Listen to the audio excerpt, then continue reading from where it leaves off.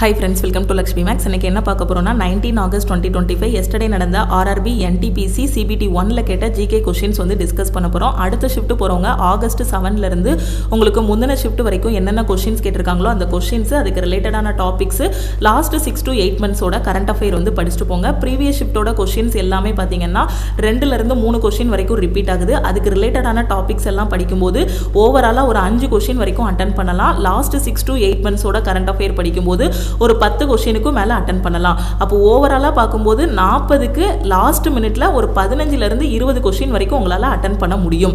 அதனால லாஸ்ட் மினிட்ல previous ஷிஃப்ட்டோட analysis அதுக்கு ரிலேட்டடான டாபிக்ஸ் கரண்ட் அஃபேர் வந்து படிச்சிருங்க. ஃபர்ஸ்ட் क्वेश्चन பாருங்க, who is the author of Malgudi days? Malgudi days என்பதின் ஆசிரியர் யாருன்னு கேட்டிருக்காங்க. இந்த क्वेश्चन நம்ம all in one course NTPC test பேட்ச்ல நாம கொடுத்திருக்க क्वेश्चन தான்.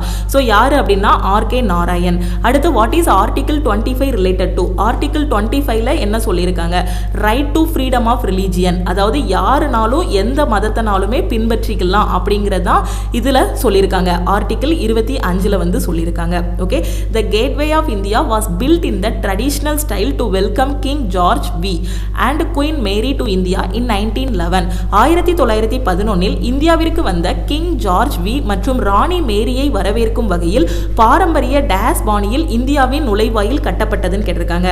இந்தோ சராசனிக் பாணியில வந்து இந்தியாவின் நுழைவு வாயில் வந்து கட்டியிருக்காங்க. இந்தோ சராசனிக் ஸ்டைல். ஓகே, இதுவும் நம்ம NTPCயோட டெஸ்ட் பேட்ச்ல உள்ள क्वेश्चन தான். அடுத்து பாருங்க, which amendment restricted the size of council of minister to 15% of the total size of the house? சபையின் மொத்த அளவில் 15% மிகாமல் அமைச்சரவை அளவை கட்டுப்படுத்திய திருத்த சட்டம் எதுன்னு கேட்டிருக்காங்க. 91வது திருத்த சட்டம். ஓகே, சோ இப்போ இந்த ஷிஃப்ட்ல 91வது திருத்த சட்டம் கேட்டிருக்காங்களா? அடுத்த ஷிஃப்ட்ல 86வது திருத்த சட்டம் கூட கேட்கலாம், இல்லனா 61வது திருத்த சட்டம் கூட உங்களுக்கு கேட்கலாம். ஓகே, சோ 86வது திருத்த சட்டத்துல என்ன சொல்லிருக்காங்கன்னா, இந்த சட்டம் வந்து 2002ஆம் ஆண்டு வந்து கொண்டு வரப்பட்டது. 2002ஆம் ஆண்டு 86வது திருத்த சட்டத்தின் மூலம் 6 வயசுல இருந்து 14 வயசு வரைக்கும் இருக்கக்கூடிய குழந்தைகளுக்கு இலவச கட்டாய கல்வி வந்து வழங்கணும். அது அடிப்படை உரிமையில வந்து சேர்த்தாங்க. அதுதான் 86வது திருத்த சட்டத்துல வந்து சொல்லிருக்காங்க. 61வது திருத்த சட்டத்துல பாத்தீங்கன்னா நம்ம வாக்களிக்கும் வயது வந்து ஃபர்ஸ்ட் 21 இருந்துச்சு.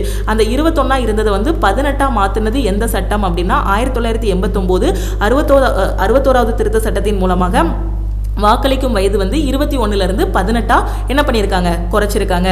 சோ இது வந்து அடுத்தடுத்த ஷிஃப்ட்ல இந்த क्वेश्चन வந்து நாம எக்ஸ்பெக்ட் பண்ணலாம். அடுத்து பாருங்க, the country located to the south east of India. எந்த கண்ட்ரி இருக்கு? ஸ்ரீலங்கா. இது வந்து ஒரு ஐலாண்ட் அப்படிதானே, சுத்தி என்னது கடலால் சூழப்பட்டுள்ளது அப்படிதானே, இந்தியன் ஓஷன். அதாவது இந்தியாவையும் ஸ்ரீலங்காவையும் செப்பரேட் பண்ணக்கூடிய அந்த ஸ்ட்ரைட்டுக்கு நேம் என்ன? Palk strait. Okay, and gulf of Mannar, Mannar வளைகுடா.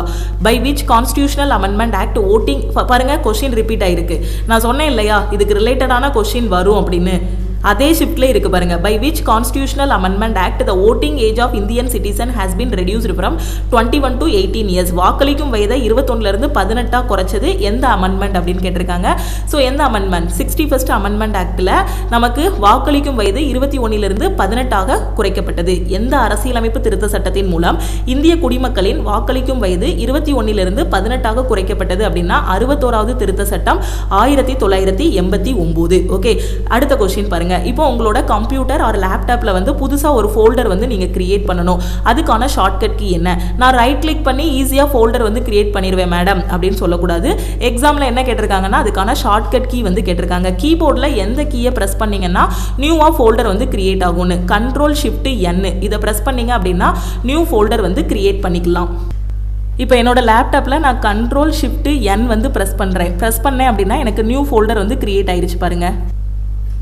ஸோ இந்த கிரியேட் ஆயிருக்கு பாருங்க, நியூ ஃபோல்டர் 2ன்னு. அப்போ நம்மளோட கீபோர்டில் வந்து Ctrl+Shift+N வந்து நம்ம கிளிக் ப்ரெஸ் பண்ணோம் அப்படின்னா நமக்கு நியூ ஃபோல்டர் வந்து கிரியேட் ஆகிரும். அடுத்து Deepika Kumari is associated with which ஸ்போர்ட்னு கேட்டிருக்காங்க. நம்ம ஆல் இன் ஒன்னோட லைவ் கிளாஸ்ல நம்ம டிஸ்கஸ் பண்ண क्वेश्चन. தீபிகா குமாரி எந்த விளையாட்டுடன் தொடர்புடையவர்? எந்த விளையாட்டோடு தொடர்புடையவர்? ஆர்ச்சரி. எந்தெந்த ஸ்போர்ட்ஸ் பர்சன் முக்கியமானவங்க இருக்காங்களோ அவங்க எந்தெந்த விளையாட்டோடு தொடர்புடையவர் அப்படிங்கிறத படிச்சுக்கோங்க. Who propounded the theory of drain of wealth? நம்மளோட அனாலிசிஸை நீங்க ஆகஸ்ட் 7ல இருந்து ஃபாலோ பண்ணிட்டு வந்தீங்கன்னா உங்களுக்கு தெரிஞ்சிருக்கும். ஏன்னா தாதாபாய் நவ்ரோஜி வச்சு ஒரு கொஸ்டின் வந்து கேட்டிருந்தாங்க நமக்கு. அப்போ நான் சொல்லியிருந்தேன் அடுத்த ஷிஃப்ட்ல இந்த ட்ரைன் ஆஃப் வெல்த்தை வந்து யார் எழுதுனாங்க, யார் இது பண்ணாங்க, கொண்டு வந்தாங்க அப்படின்னு கேட்பாங்கன்னு சொல்லியிருந்தேன். யாரோடது இது? தாதாபாய் நவ்ரோஜியோடது. ஓகே, அடுத்து when was satyagraha Sabha founded by Gandhi. Okay, Rowlatt ஆக்டுக்கு அப்புறம் காந்தி இது பண்ண சபை எதுன்னு கேட்டிருந்தாங்க எக்ஸாம்ல. எஸ்டர்டே கேட்டது அதுதான். நம்ம ப்ரீவியஸ் ஷிஃப்டோட அனாலிசிஸ் பார்க்கும்போதும் சத்யாகிரகா சபா பத்தி ஒரு கொஸ்டின் டிஸ்கஸ் பண்ணோம் பாத்தீங்களா. அப்படி ரிலேட் பண்ணி தான் கேட்பாங்க. ஒரு ஷிஃப்ட்டுக்கும் இன்னொரு ஷிஃப்ட்டுக்கும் இடையில பாத்தீங்கன்னா அதுக்கு ரிலேட்டடான கொஸ்டின் தான் அப்படியே வரும்.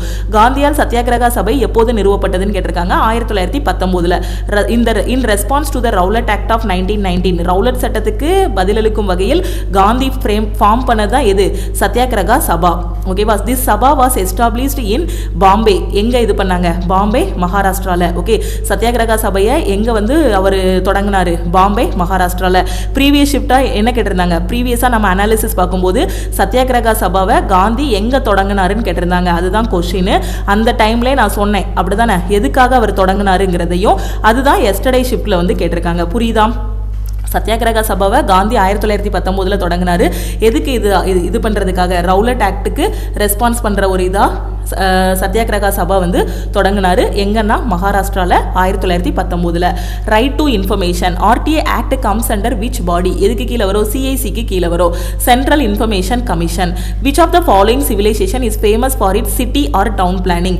இந்த கொஸ்டின் நம்ம ஆல் இன் ஒன் கோர்ஸ்ல first topic Indus valley civilisation படிக்கும்போது டிஸ்கஸ் பண்ணுது. பின்வரும் எந்த நாகரிகம் அந்த நகர திட்டமிடலுக்கு பிரபலமானதுன்னு கேட்டிருக்காங்க. இண்டஸ் வேலி சிவிலைசேஷன், சிந்து சமவெளி நாகரிகம். ஓகே, அடுத்த கொஸ்டின் பாருங்க. Which of the following tax was introduced by the 88th amendment of the constitution? 88வது அரசியலமைப்பு திருத்தத்தின் மூலமாக அறிமுகப்படுத்தப்பட்ட வரி எது? சேவை வரி, அதாவது service tax. which country had to hold fresh election due to economic issues? எந்த country? Germany. Okay, Paris agreement. Okay, Paris agreement adopted in 2015 aim to limit global warming. ஓகேவா? ஸோ பாரிஸ் அக்ரிமெண்ட்டோட முக்கிய நோக்கம் என்ன? குளோபல் வார்மிங்கை வந்து கம்மி பண்றது. Okay, limit குறைக்கிறது. இதுதான் அவங்களோட மெயின் இது. ஸோ எவ்வளோ வந்து கம்மி பண்ணியிருக்காங்க அப்படிங்கிறது தான், எவ்வளோ டார்கெட் வச்சிருக்காங்க அப்படிங்கிறது தான் எஸ்டர்டேவோட கொஸ்டின். ஸோ எவ்வளோ லிமிட் அப்படின்னு பார்த்தீங்கன்னா 1.5 டிகிரி செல்சியஸ். ஓகேவா? 2 டிகிரி செல்சியஸுக்கும் இதாக என்ன பண்ணியிருக்காங்க? கம்மி பண்ணியிருக்காங்க. ஸோ அது வந்து கம்மியா அப்படிங்கும்போது எவ்வளோ கரெக்டான இது பார்த்தீங்கன்னா 1.5 degree Celsius. Okay, limiting global warming to 1.5 degree Celsius. Okay, so எவ்வளோ கம்மி பண்ணியிருக்காங்க? இதுதான் எஸ்டர்டே ஆப்ஷனில் இருந்தது 1.5 degree Celsius. Which scheme was launched by government of India to increase digital literacy in rural areas? கிராமப்புறங்களில் டிஜிட்டல் கல்வியறிவை மேம்படுத்துவதற்காக அரசாங்கத்தால் தொடங்கப்பட்ட திட்டம் எதுன்னு கேட்டிருக்காங்க. என்ன திட்டம் அப்படின்னா PMG தீஷா. ஓகேவா? ஸோ இதுதான் தொடங்கப்பட்ட திட்டம். பிரதன் மந்திரி கிராமின் டிஜிட்டல் சஷர்தா. ஓகே, சஷர்தா அபியான். ஓகேவா? ஸோ இதுதான் என்ன அப்படின்னு பார்த்தீங்கன்னா கிராமப்புறங்களில் டிஜிட்டல் லிட்ரஸியை இது பண்ணுறதுக்காக தொடங்கப்பட்ட ஒரு திட்டம். ஓகே, 6 கோடி வீடுகளை வந்து டிஜிட்டல் கல்வி அறிவு பெற செய்வதற்காக கொண்டு வரப்பட்ட திட்டம். ருஷிகொண்டா பீச் வந்து எங்க இருக்குன்னு கேட்டிருக்காங்க. இந்த பீச் வந்து விசாகப்பட்டினம், ஆந்திர பிரதேசத்தில் இருக்கு. DRDO. ஓகே, DRDO வந்து defence research and development organisation சொல்லுவோம். ரீசெண்டாக வந்து நேவல் ஆன்டிஷிப் மிசைல். ஓகேவா? ஸோ இதை வந்து டெவலப் பண்ணியிருக்காங்க. அந்த மிசைலோட நேம் என்னன்னு கேட்டிருந்தாங்க. ஸோ என்னது? NASM-SR. ஓகேவா? Battle of Plassey. பிளாசி போர்ல இருந்து ஒரு கொஸ்டின் கேட்டிருக்காங்க. பேட்டில் ஆஃப் பிளாசி ரொம்ப முக்கியமான போர்னு நம்ம ஹிஸ்டரி படிக்கும் போதே நான் சொல்லியிருந்தேன். பேட்டில் ஆஃப் பிளாசி வந்து எப்போ நடந்துச்சு? 1757ல நடந்துச்சு. ஓகே, யாருக்கும் நடையில நடந்துச்சு? ராபர்ட் கிளைவ், ஆங்கில படை தளபதியா இருந்தார் இல்லையா அப்போ. ஸோ அந்த ராபர்ட் கிளைவுக்கும் வங்காளத்தோட நவாபா அப்போ 1757ல இருந்தவர் யாரு? சிராஜ் உத்தௌலா. அவங்க 2 பேருக்கும் இடையில நடந்தது தான் என்னது? இந்த பிளாசி போர். பிளாசி அப்படிங்கக்கூடிய இடத்துல நடந்ததுனால இந்த போருக்கு பிளாசி போர்னு பேர் வச்சிருந்தாங்க. இந்த கதை எல்லாமே நாம ஹிஸ்டரியில படிச்சதுதான். எஸ்டர்டே பிளாசி போர்ல இருந்து ஒரு கொஸ்டின் வந்திருக்கு. என்ன கேட்டிருக்கலாம்னா எப்போ நடந்துச்சுங்கிறத கேட்டிருக்கலாம், இல்ல யாருக்கும் இடையில நடந்துச்சு அப்படிங்கிறத கொஸ்டினா கேட்டிருக்கலாம். ஓகே, அதுதான் இங்கே கொடுத்துருக்கேன். பிளாசி போர் 1757 கிளைவ், ராபர்ட் கிளைவுக்கும் சிராஜ் உத்தௌலா நவாப் ஆஃப் பெங்கால் இருக்கார் இல்லையா, அவங்க 2 பேருக்கும் இடையில நடந்துச்சு. எந்த வருஷம்னா 1757 பிளாசி. இப்போ அந்த இடத்த வந்து வெஸ்ட் பெங்காலில் எப்படி மாற்றிருக்காங்க? பலசி அப்படின்னு மாற்றிருக்காங்க நேமை. Which movement Gandhi changes to moderate to mass leader? எந்த மூமெண்ட் படி காந்தி வந்து மாடரேட்ல இருந்து மாஸ் லீடராக மாறினாரு? நான் கோஆபரேஷன் மூமெண்ட், ஒத்துழையாமை இயக்கம். 1920 ஒத்துழையாமை இயக்கத்துக்கு அப்புறம் காந்தி வந்து மாடரேட்ல இருந்து மாஸ் லீடர் ஆனார். ஓகே, இந்திய சுதந்திர போராட்டத்தில் பார்த்தீங்கன்னா அவர் வந்து மாடரேட் லீடர்லேருந்து மாஸ் லீடர் ஆனார். Shortcut key to copy all text in a computer. ஒரு கம்ப்யூட்டர் நம்ம இப்போ இங்கே தான் நான் ஒரு வேர்டு வச்சுருக்கேன்னு வச்சுக்கோங்களேன், அதில் இருக்கக்கூடிய எல்லாத்தையும் நான் காப்பி பண்ணுறதுக்கு யூஸ் பண்ணக்கூடிய ஷார்ட்கட் கீ என்னது? Ctrl+C. அது எல்லாத்தையும் நான் செலக்ட் பண்ணிவிட்டு Ctrl+C கொடுத்தேன் அப்படின்னா எல்லாமே எனக்கு காப்பி ஆகிரும்.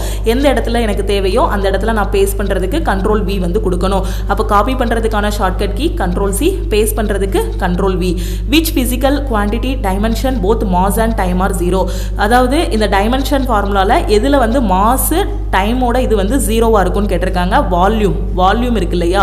ஸோ வால்யூமோட டைமென்ஷன் ஃபார்முலா பார்த்தோம்னா மாஸும் டைமும் நமக்கு என்னவா இருக்கும்? 0வாக இருக்கும். அதோட dimension formula m⁴, l⁴, t⁴. Okay, Carnot engine. Okay, Carnot இன்ஜினை வந்து டிசைன் பண்ணவர் யாரு அப்படின்னு கேட்டிருக்காங்க. யாரு அப்படின்னா நிக்கோலஸ் கார்னட். அவரோட நேம் வந்து கார்னட்டுங்கிறதுனால அந்த என்ஜினுக்கும் கார்னட் இன்ஜின் அப்படின்னு பேர் வச்சிட்டாங்க. ஓகே, நிக்கோலஸ் லியோனார்ட் சதி கார்னட். இவர் வந்து ஒரு French physicist. Okay, Deen Dayal Uday Grameen Kaushalya Yojana DDU-GKY primarily target poor rural youth between எந்த ஏஜ்லேருந்து எந்த ஏஜ் வரைக்கும்? 15 and 35. ஓகேவா? பாரத் ஃபோர்காஸ்டிங் சிஸ்டம் இதுதான் எஸ்டர்டே ஆப்ஷனில் இருந்தது. அதாவது இந்தியாவில் இப்போ ரீசெண்டாக லான்ச் பண்ணியிருக்க வெதர் ப்ரிடிக்ஷன் சிஸ்டமோட நேம் என்னன்னு கேட்டிருக்காங்க. ஓகேவா? நம்ம இந்தியாவில் இப்போ ரீசெண்டாக லான்ச் பண்ணியிருக்க வெதர் ப்ரிடிக்ஷன் சிஸ்டமோட நேம் என்னன்னு கேட்டிருக்காங்க. பாரத் ஃபோர்காஸ்டிங் சிஸ்டம், BFSன்னு சொல்லுவோம்.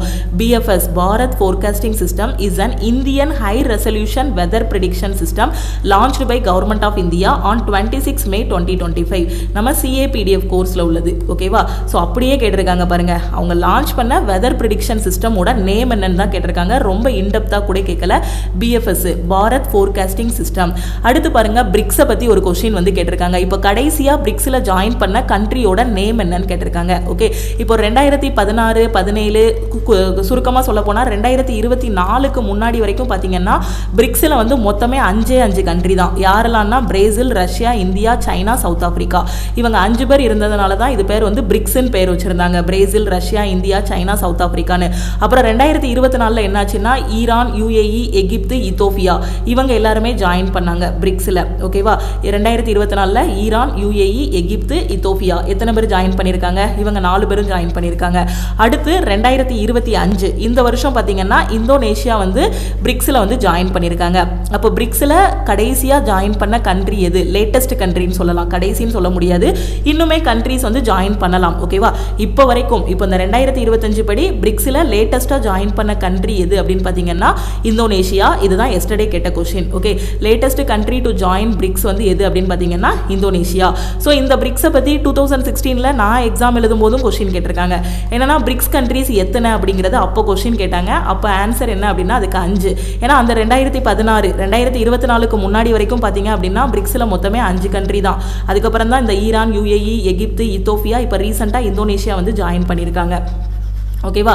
ஸோ இப்போ இதுக்கு ஆன்சர் வந்து 5 கிடையாது. ஓகே, இதை வச்சு கன்ஃபியூஸ் பண்ண வேண்டாம். ஓகே, பிரிக்ஸ் கண்ட்ரிஸ் வந்து Brazil, Russia, India, China, South Africa. 2024 join பண்ண கண்ட்ரிஸ் யாருன்னு பார்த்துக்கோங்க. கடைசியாக இப்போ ஜாயின் பண்ண கண்ட்ரி எது அப்படின்னு பார்த்தீங்கன்னா இந்தோனேஷியா. ஓகே, தெளிவாக புரிஞ்சிருச்சா? அடுத்த question, at which place the British East India company establish their first permanent factory?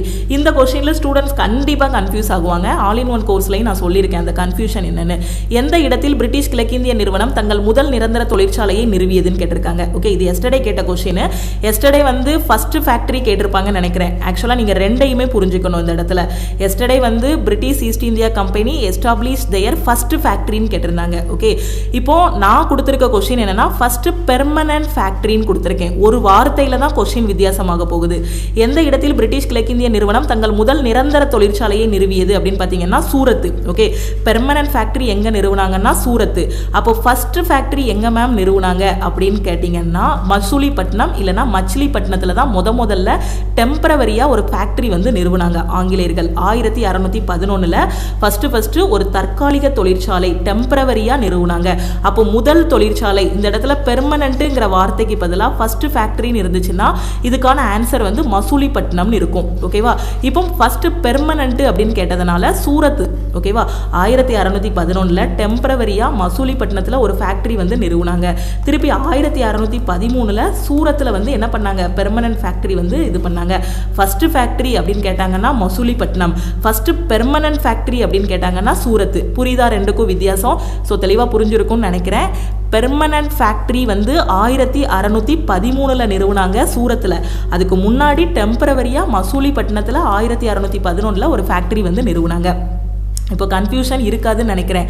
ஆங்கிலேயர்கள் தங்கள் முதல் தொழிற்சாலையை எங்கு நிறுவினார்கள் அப்படின்னு கேட்டால் 1611 மசூலிப்பட்டினம். ஆங்கிலேயர்கள் தங்கள் நிரந்தர தொழிற்சாலையை எங்கு நிறுவினார்கள் அப்படின்னு கேட்டால் 1613 சூரத்து. ஓகே, தெளிவாக புரிஞ்சிருக்கும்னு நினைக்கிறேன். இது வந்து ஃபஸ்ட்டு டெம்பரவரியாக இது பண்ணது, இது பெர்மனண்ட்டாக நிறுவனது. Okay, name of the indigenous submarine torpedo developed by India is. Okay, என்ன சப்மரைன் வந்து இது பண்ணியிருக்காங்க, Varunastra. Cartagena portal on biosafety was adopted on January 29, 2000. அடுத்த question, which gas is dissolved in soft drinks. நம்ம குடிக்கக்கூடிய கோக்கு, பெப்சி எல்லாம் இருக்கு இல்லையா, கூல் ட்ரிங்க்ஸு, அதுலலாம் என்ன கேஸ் வந்து இருக்கும், கார்பன் டை ஆக்சைடு. அது எதுக்காக, ஒரு குளிர்ச்சியான புத்துணர்ச்சியூட்டும் உணர்வை கொடுக்கறதுக்காக தான் அந்த குளிர்பானங்களில் வந்து கார்பன் டை ஆக்சைடு வந்து சேர்க்கப்படுகிறது. ஓகே, இதுதான் ஷிஃப்ட் 1ல கேட்ட கொஸ்டின்ஸ். ஷிஃப்ட் 2 and 3ல கேட்ட கொஸ்டின்ஸ் எல்லாத்தையும் அடுத்த கிளாஸ்ல டிஸ்கஸ் பண்ணலாம். இந்த கிளாஸ் உங்களுக்கு ரொம்ப ரொம்ப யூஸ்ஃபுல்லா இருக்கும். அடுத்தடுத்த ஷிஃப்ட் போறவங்க மறக்காம ஆகஸ்ட் 7ல இருந்து இப்போ வரைக்கும் என்னென்ன வீடியோஸ் கொடுத்துருக்கோமோ, என்னென்ன கொஸ்டின் எக்ஸாம்ல கேட்டதெல்லாம் டிஸ்கஸ் பண்ணியிருக்கோமோ அது எல்லாத்தையும் பார்த்துட்டு போங்க. எக்ஸாமுக்கு ரொம்ப ரொம்ப ரொம்ப யூஸ்ஃபுல்லா இருக்கும். மிஸ் பண்ணிடாதீங்க. ஓகே, ஏன்னா ப்ரீவியஸ் ஷிஃப்டோட கொஸ்டின் ரிப்பீட் ஆகுது, அதுக்கு ரிலேட்டடான டாபிக்ஸும் ரிப்பீட் ஆகுது. ஸோ ஆகஸ்ட் 7ல இருந்து இப்போ வரைக்கும் இருக்கக்கூடிய எல்லா வீடியோஸுமே யூடியூப்ல இருக்கு. நம்ம லக்ஷ்மி மேக்ஸோட பிளேலிஸ்ட்டுக்குள்ளே போனீங்கன்னா அதில் ஒவ்வொரு டேட் போட்டு எல்லாமே இருக்கும். ஸோ அதை ப்ளே பண்ணி பார்த்துக்கோங்க. அதே மாதிரி எனக்கு 6 to 8 months கரண்ட் அஃபேர் வேணுங்கிற ஸ்டூடெண்ட்டு லக்ஷ்மி மேக்ஸ் ஆப்பில் CAPDF கோர்ஸ் வந்து கொடுத்துருக்கோம். அதில் ஜாயின் பண்ணிக்கோங்க. அதில் உங்களுக்கு லைஃப் டைம் வேலிடிட்டியோட கரண்ட் அஃபேர் வந்து கொடுத்துருவோம். நீங்கள் ஜாயின் பண்ணுற டேட்லேருந்து, அதாவது January 2024 இனி வரக்கூடிய எல்லா கரண்ட் அஃபேர், அதாவது இன்னைக்கு டேட் வரைக்கும் இருக்கக்கூடிய கரண்ட் அஃபேர், இதுக்கு அடுத்து வரக்கூடிய கரண்ட் அஃபேர் எல்லாமே இந்த CAPDF கோர்ஸில் வந்து ப்ரொவைட் பண்ணிடுவோம். நீங்கள் நியூஸ் பேப்பர் எதுவுமே படிக்க வேண்டாம், இதுலேயே எல்லாத்தையும் தொகுத்து கொடுத்துருவோம். ஒரு டைம் நீங்கள் வந்து 499 பே பண்ணிட்டீங்க அப்படின்னா இந்த CAPDF கோர்ஸ் உங்களுக்கு லைஃப் டைம் வேலிடிட்டி இருக்கும். டெய்லி நியூஸு, மந்த்லி கரண்ட் அஃபேர்னு எல்லாமே எக்ஸாம் பாயிண்ட் ஆஃப் வியூவில் அப்டேட் பண்ணி கொடுத்துருவோம். தமிழ் அண்ட் இங்கிலீஷில் கரண்ட் அஃபேர் இருக்கும். இப்போ தான் மேம் நான் காம்படிட்டிவ் எக்ஸாம் ப்ரிப்பரேஷன் ஸ்டார்ட் பண்ணியிருக்கேன், இப்போ தான் SSC எக்ஸாம் படிச்சுட்டு இருக்கேன், இப்போ தான் ரயில்வே எக்ஸாம் படிச்சுட்டு இருக்கேன், எனக்கு ஒரு பெஸ்ட்டான ஆன்லைன் கிளாஸ் வேணும்னு நினைக்கிற ஸ்டூடெண்ட்டு லக்ஷ்மி மேக்ஸ் ஆப்பில் இருக்கக்கூடிய ஆல்-இன்-ஒன் கோர்ஸில் ஜாயின் பண்ணிக்கோங்க. அந்த ஒரு கோர்ஸ்லேயே பார்த்தீங்கன்னா உங்களுக்கு 50க்கும் மேற்பட்ட சென்ட்ரல் கவர்மெண்ட் எக்ஸாம்ஸ் எல்லாமே ஃபர்ஸ்ட் அட்டெம்ப்ட்ல கிளியர் பண்ற மாதிரி பெஸ்ட்டான கிளாஸஸ் வந்து கொடுத்துருப்போம். SSC MTSக்கான ஃபைனல் செலெக்ஷன் பேட்ச் 2.0, அதே மாதிரி பார்த்தீங்கன்னா RRB குரூப் டிக்கான ஃபைனல் செலெக்ஷன் பேட்ச் 2.0 வந்து இப்போ ஸ்டார்ட் பண்ணியிருக்கோம். இதில் எவ்ரி வீக் என்னென்ன படிக்கணுங்கிறதுக்கான சிலபஸ், மெட்டீரியல், கிளாஸஸ் எல்லாமே கையில் கொடுத்துருவோம். ஒவ்வொரு வாரமும் சாட்டர்டே டெஸ்ட் இருக்கும். ரயில்வே இருக்குன்னா ரயில்வேக்கு கீழே வரக்கூடிய ALP, NTPC, குரூப் டின்னு எல்லா எக்ஸாமும் இந்த ஒரு கோர்ஸ்லேயே கவர் ஆகும். SSCக்கு கீழே வரக்கூடிய எல்லா எக்ஸாமும் இந்த ஒரு கோர்ஸ்லேயே உங்களுக்கு கவர் பண்ணிடுவோம். CGL SSC GD வரைக்கும் SSCக்கு கீழே என்னென்ன வருதோ எல்லாமே கவர் ஆகும். அதே மாதிரி பேங்க் PO அண்ட் கிளர்க்குக்கான எக்ஸாம்ஸும் இதில் கவர் ஆகும். IBPS கிளர்க்கு அண்ட் SBI கிளர்க்குக்கான நியூ பேட்சும் இப்போ வந்து ஸ்டார்ட் பண்ணியிருக்கோம். எந்த எக்ஸாம் நீங்கள் ப்ரிப்பேர் பண்ணாலும் சரி, ஆல்-இன்-ஒன் கோர்ஸில் ஜாயின் பண்ணிக்கோங்க. இப்போ தான் நீங்கள் காலேஜ் ஸ்டூடெண்ட்டாக இருக்கீங்க, இப்போ தான் 18 வயசு ஆகுது அப்படின்னா இப்போவே நீங்கள் ஆல்-இன்-ஒன் கோர்ஸில் ஜாயின் பண்ணிவிட்டு உங்களோட ப்ரிப்பரேஷன் வந்து ஸ்டார்ட் பண்ணுங்கள். நான் எப்போவுமே சொல்கிறது தான், ஒரு காம்படிட்டிவ் எக்ஸாம் ப்ரிப்பேர் பண்ணுறதுக்கான வயசு என்ன அப்படின்னா, ஸ்கூல் முடித்தோடனே காலேஜ் ஃபஸ்ட் இயர் படிக்கும் போதே படிக்க ஆரம்பிச்சிருங்க. ஏன்னா இங்கே நிறைய வாய்ப்புகள் வந்து இருக்கும். அந்த 18 வயசுலேருந்தே பார்த்தீங்கன்னா நிறைய வாய்ப்புகள் இருக்கும். நிறைய எக்ஸாம் பார்த்தீங்கன்னா மினிமம் குவாலிஃபிகேஷன் 10ஆம் கிளாஸ் தான் வச்சுருக்காங்க, மினிமம் ஏஜ் லிமிட் 18 தான் வச்சுருக்காங்க. இது நிறைய பேருக்கு தெரியறது கிடையாது. அதனால தான் நீங்கள் 18 வயசுலேயே காம்படிட்டிவ் எக்ஸாம் ப்ரிப்பேர் பண்ணுங்கன்னு சொல்கிறேன். ஸோ அதுக்கான எல்லா கண்டென்ட்டுமே நம்ம ஆல்-இன்-ஒன் கோர்ஸில் கொடுத்துருக்கோம். மெட்டீரியல்ஸு, டெஸ்ட் பேட்ச் எல்லாமே ப்ரொவைட் பண்ணியிருக்கோம். ஸோ ஆல்-இன்-ஒன் கோர்ஸோட ஃபீஸ் பார்த்தீங்க அப்படின்னா உங்களுக்கு 2500 வரும். ஸோ எஸ்டர்டே வந்து 3 ஸ்டூடெண்ட்ஸுக்கு ஆஃபர் வந்து அனௌன்ஸ் பண்ணியிருந்தோம். அதில் இன்னும் 2 கூப்பன் கோட்ஸ் வந்து அவைலபிளாக இருக்குது. ஸோ இன்னைக்கு ஜாயின் பண்ணுற ஸ்டூடெண்ட்டு ஆல்-இன்-ஒன் கோர்ஸுக்கு 1899 பே பண்ணி நீங்கள் ஜாயின் பண்ணிக்கலாம். ஓகே, ஸோ இந்த ஆஃபர் ப்ரைஸில் எப்படி ஜாயின் பண்ணுறது அப்படின்னா, இதுதான் நம்ம டீமோட வாட்ஸ்அப் நம்பர். இந்த நம்பரை லக்ஷ்மி மேக்ஸ்ன்னு சேவ் பண்ணிவிட்டு இந்த நம்பருக்கு ஐ வாண்ட் ஆல்-இன்-ஒன்னு மெசேஜ் பண்ணிங்கன்னா டீம்லேருந்து காண்டாக்ட் பண்ணிவிட்டு ஜிபே நம்பர் இல்லை அக்கௌண்ட் நம்பர் கொடுப்பாங்க. அதுக்கு 1899 பே பண்ணிவிட்டு பேமெண்ட்டோட ஸ்க்ரீன்ஷாட் சென்ட் பண்ணிங்கன்னா பேக்கெண்ட்லேருந்து அக்சஸ் கொடுத்துருவாங்க. ஓகேவா? ஸோ மற்ற நாட்களில் பே பண்ணும்போது ஆப்பில் ஃபீஸ் பார்த்தீங்கன்னா 2500 இருக்கும். ஸோ இன்றைக்கி ஜாயின் பண்ணுற ஸ்டூடெண்ட்டு ஆல்-இன்-ஒன் கோர்ஸுக்கு 1899 பே பண்ணி ஜாயின் பண்ணிக்கலாம். SSC MTSக்கு டெஸ்ட் பேட்ச் வேணும், கரண்ட் அஃபேருக்கு வேணும், அதே மாதிரி எனக்கு குரூப் டிக்கு டெஸ்ட் பேட்ச் வேணுங்கிற ஸ்டூடெண்ட்டு டெஸ்ட் பேட்ச்லையும் ஜாயின் பண்ணிக்கலாம். டெஸ்ட் பேட்சோட ஃபீஸ் வந்து 499. நம்ம ஆப்லேயே எல்லாமே உங்களுக்கு பெர்ஃபெக்டாக கொடுத்துட்டோம். உங்கள் வீடு தான் கோச்சிங் சென்டர். நம்ம என்னென்ன சொல்லியிருக்கோமோ இதை கரெக்டாக ஃபாலோ பண்ணிட்டு வந்தீங்கன்னா எந்த எக்ஸாம்னாலும் ஃபஸ்ட் அட்டெம்ப்ட்டில் கிளியர் பண்ணிடலாம். நம்ம டெலகிராம் குரூப், டெலகிராம் சேனல் இன்னும் ஜாயின் பண்ணல அப்படின்னா டெலகிராம் குரூப் அண்ட் சேனல்லையும் ஜாயின் பண்ணிக்கோங்க. இன்ஸ்டாகிராம்லையும் லக்ஷ்மி மேக்ஸை ஃபாலோ பண்ணிக்கோங்க. திருப்பியும் நெக்ஸ்ட் கிளாஸில் மீட் பண்ணலாம். எக்ஸாம் போகும்போது எதுவும் டவுட் இருக்குனாலும் இந்த நம்பருக்கே கால் பண்ணியோ வாட்ஸ்அப் பண்ணியோ கேட்டுக்கோங்க. ஆல் இன் ஒன் கோர்ஸில் ஜாயின் பண்ணக்கூடிய ஸ்டூடெண்ட்டு இந்த நம்பருக்கு மறக்காமல் மெசேஜ் பண்ணுங்கள்.